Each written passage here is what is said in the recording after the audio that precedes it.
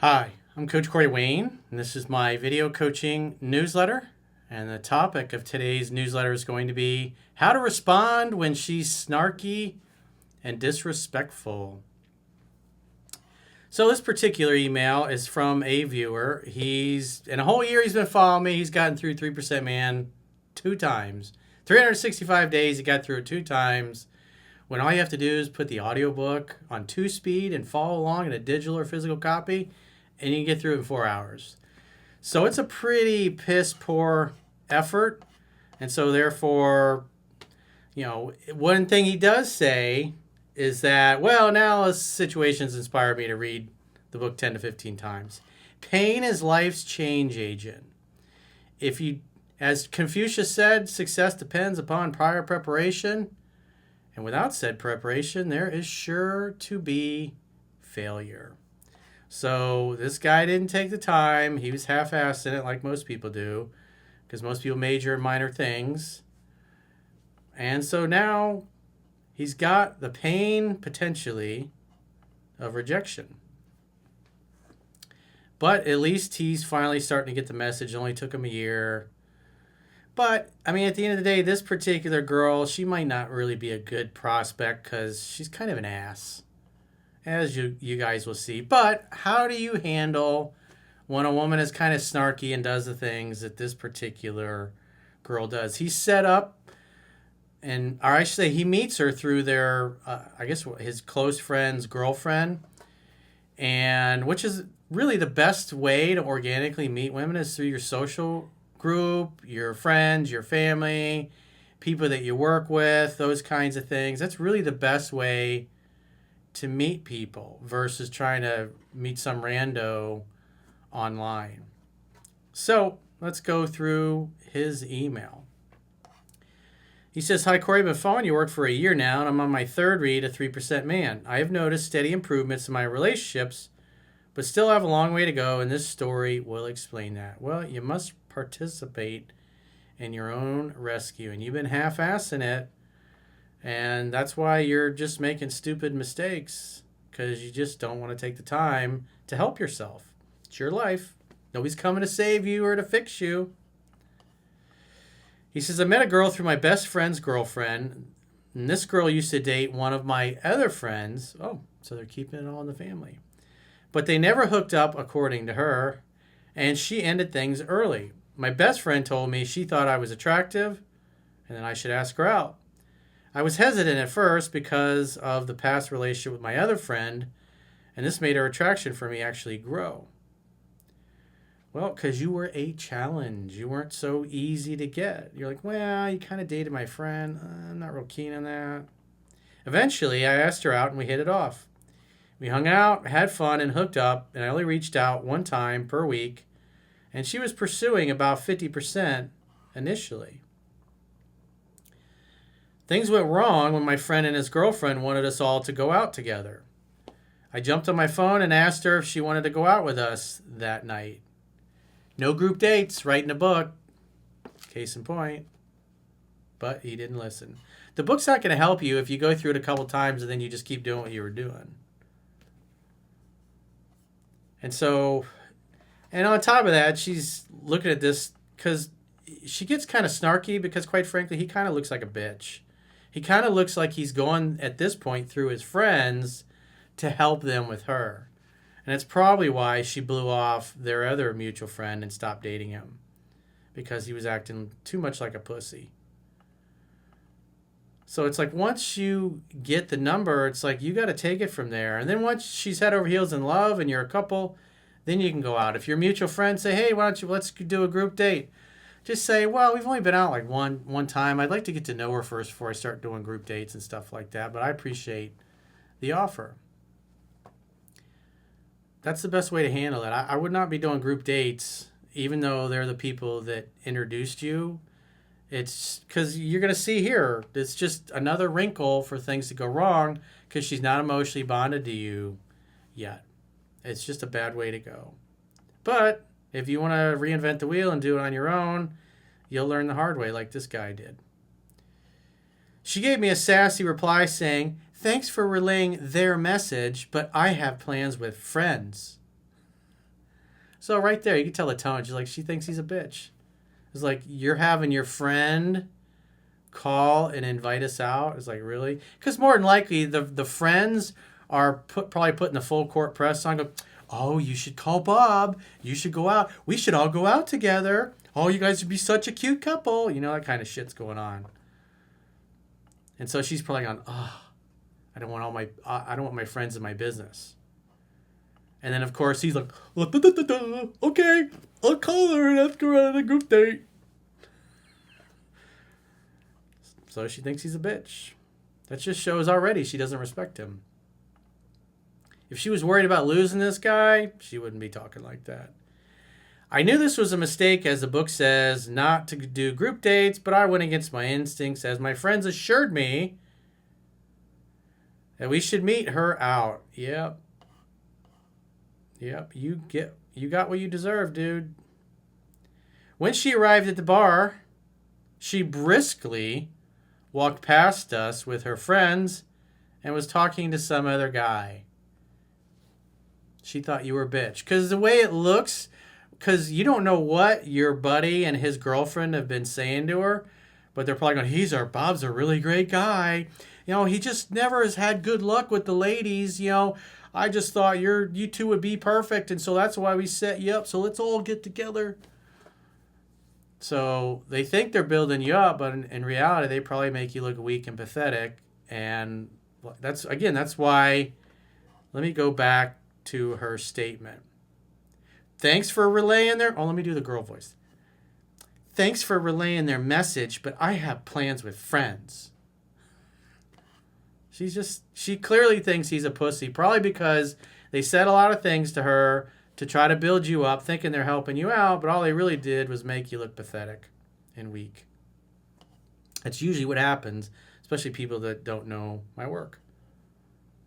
Because the way is like, oh, Bob's never had luck with the ladies. He gets ghosted. He doesn't get any callbacks. It's like he goes out with women that don't treat him well. It's just, he's such a good guy. He's such a nice guy. It's just, he's never had much luck with the ladies, but I think you guys would be perfect together. And so all they're basically communicating is that Bob can't get a date and is not good with the ladies. And it never goes well. Well, right off the bat, she's thinking, why would I want to go out with this guy? And then she walks past him. It just shows she already doesn't respect him. Because whatever your friends said, they didn't help you out. My friends were more upset than I was, but it still upset me, and I let my insecurity take control. I did not speak to her and just left the bar. So you got upset and just walked out and stormed out? Come on, man. You should have just started talking to some other chicks. But again, this is why I tell you, read the book 10 to 15 times. So if something like this happens, you know the book backwards and forwards and you know how to respond. You'll go start talking to another woman. But instead, you just lose your shit and then storm out the bar. And that's on you. You look like a puss and you acted like a puss. The next day, she texted me and apologized for being rude to me on the phone and that she wanted me to ask her to hang out and not have it come from my friend and his girlfriend. Yeah, exactly. Your friend and once the introduction happens, you got to take it from there. You can't be such a pussy that you're relying on your friend and his girlfriend to do everything for you, because it makes you look like a bitch in this girl's eyes. It's turned her off, and she clearly came right out and told you that on the phone. That's the reason why she's snarky and rude. She also said that she did not think I had a good time on our previous date because I did not text her after. Whatever. Once again, my insecurity took over, and I told her I felt disrespected by her ignoring me at the bar, and we could have spoken about what was upsetting her. If you act like a bitch, dude, women will treat you like a bitch. You got to be more masculine than the women. And when you act like a little pussy that is using your friends as go-between, you deserve what you get. I'm sorry. I did stupid shit like this when I was younger and didn't know any better. And so my goal is for you to avoid that. Not read the book twice over the course of a year because you can't come up with more than 8 hours to spend on it, and then go out and just fucking face plant on a perfectly good hookup. We talked on the phone for 10 minutes, and it seemed like we squashed the beef. It wasn't really a beef. It's like she thought you were a pussy. And so she treated you as such. If you act like a bitch, women will treat you like a bitch. And I'm being harsh, but I'm being harsh to shake the fuck out of you and wake you up. Instead of you walking around like a dopey dunce. Come on, man. Jesus. Jump up and down so your balls drop. And I asked if she was free later that night to hang out, but she had a wishy-washy answer. Since then, I can sense her attraction is at the point of no return. I know several of the things I did wrong, group date, the needy text, etc., and know that anything I say will just make things worse, so I do not plan on contacting her again. I hope you do a breakdown on this and let me know your thoughts. This has inspired me to read the book 10 to 15 times. Look forward to your answer, Bob. Well, at least now, maybe, you're kind of getting the message, but if the girl just stops replying and you ask her out and she gives you a wishy-washy answer, then I wouldn't call her, text her for any reason. And if your friends say, oh, what happened with Jessica? Just say, I don't know. I called her, tried to ask her out. She seemed busy. But I don't know. Whatever you guys said to her, I don't think it turned her on. I think it completely turned her off. I probably wouldn't say that. But I would just say, if your friend's like, so, what's going on with you and Jessica? Just say, I haven't talked to her in a few weeks. They're like, well, what happened? You guys were so cute. It's like, well, I got in touch, set up another date, and she didn't really seem to be available. So, hey, on to the next.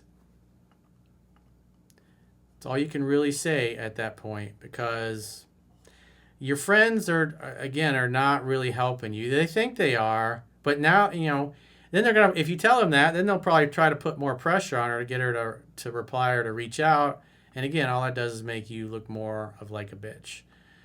It would have been better if you'd have read the book and followed the instructions the first time instead of blowing an opportunity. But it's pretty clear, because to go out and have a date and then for it to go sideways that quickly, it's like whatever your friends were saying, it wasn't helping you out.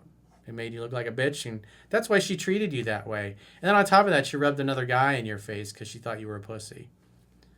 So it really turned her off. But if you act weak, you can see how that girl's going to be pretty harsh and pretty ruthless. And quite frankly, maybe that's what you need at this point, is a nice swift kick in the balls, metaphorically.